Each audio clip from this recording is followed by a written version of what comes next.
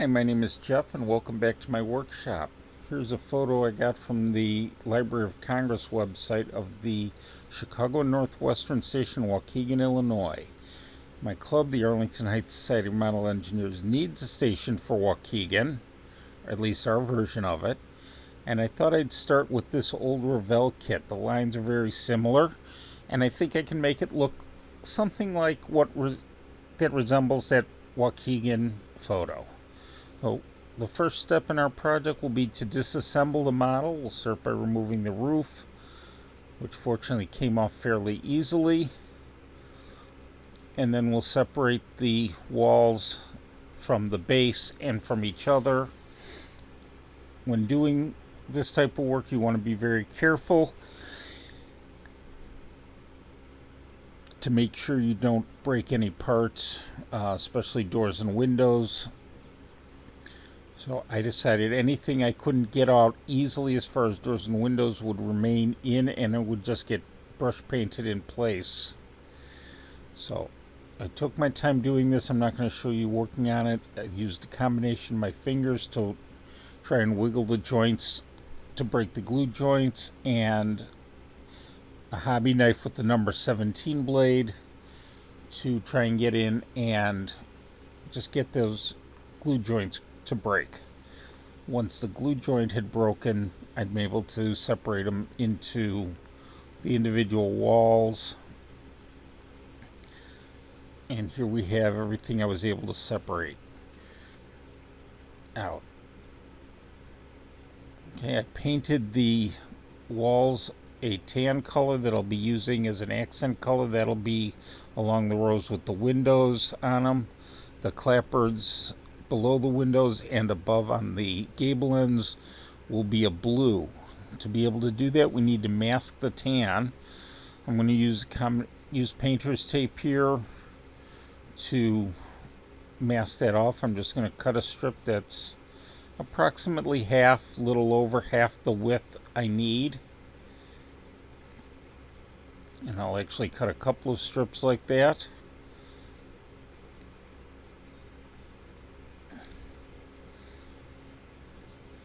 I'm working on a piece of sheet glass to do this, so I have a good firm hard surface to hold everything in place. It also allows the tape to actually stick to the glass while I'm cutting it.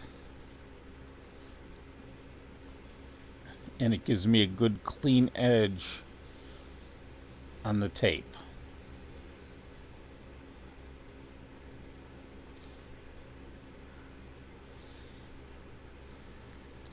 So once that's done, I can remove a strip of tape and start applying it to the model.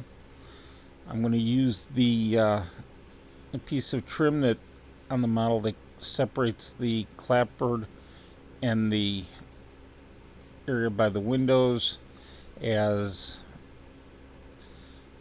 my break line, so that's where the masking will go. And then a second piece will go along the top, because the roof will also be the blue. I hope you're enjoying this video. If so, please make sure you give it a thumbs up.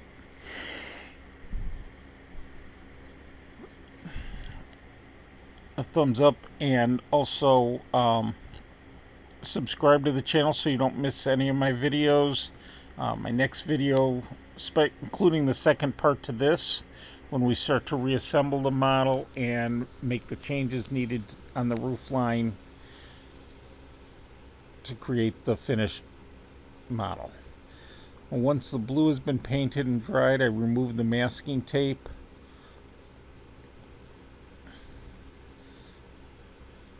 Carefully peeling it back so as not to take off any of the blue paint in those areas that need it.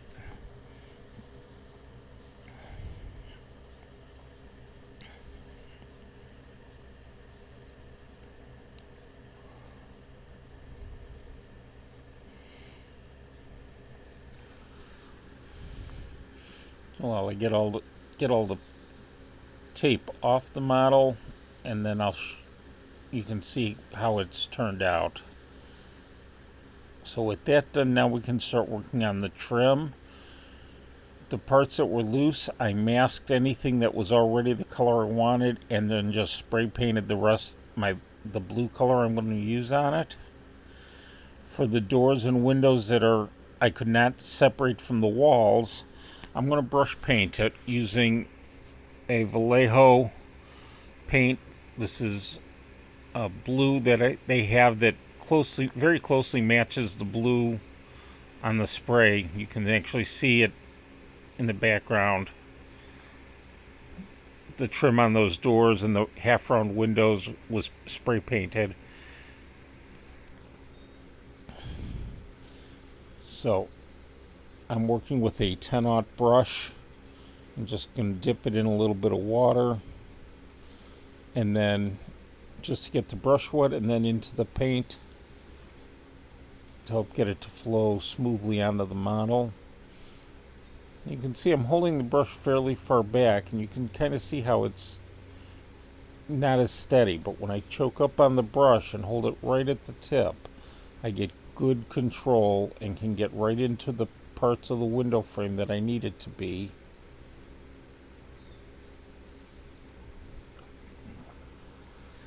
This helps to have a steady hand while you're doing this, and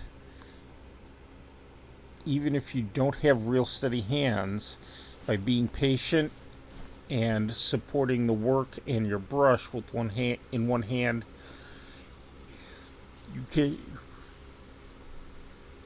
you can get the paint to flow smoothly right where you need it to be.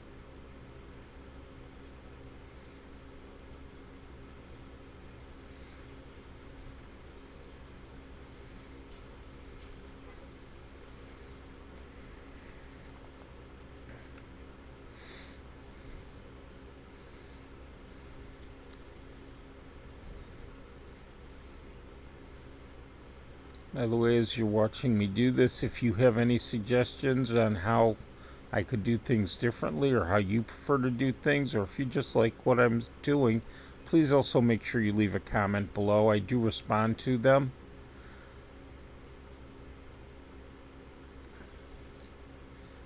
Okay, so with the lower window on this gable end done, we can now do the upper window.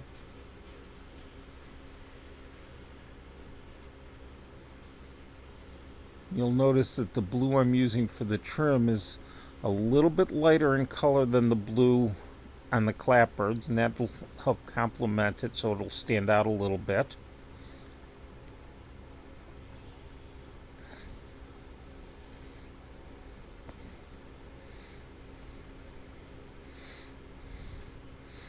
Now we're going to repeat the process with the other three walls. So with the windows all painted and dried, it's ready to be assembled, which is what we will be doing in our next video. So again, please make sure you subscribe and turn on notifications so you don't miss that video, and thank you for watching.